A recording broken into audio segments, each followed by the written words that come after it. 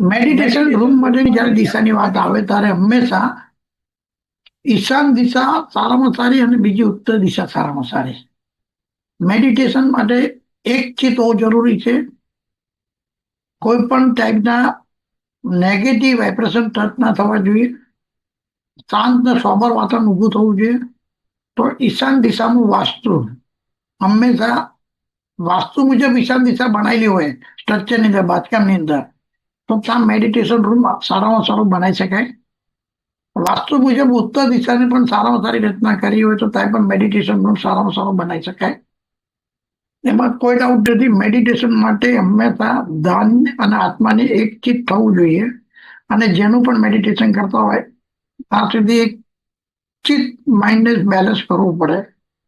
એના માટેનું વાસ્તુની ઈશાન ખૂણાની વ્યવસ્થા અતિ ઉત્તમ કહેવાય. અને મેડિટેશન માટે સારામાં સારી ઈશાન દિશા અને ઉત્તર દિશા કહેવાય.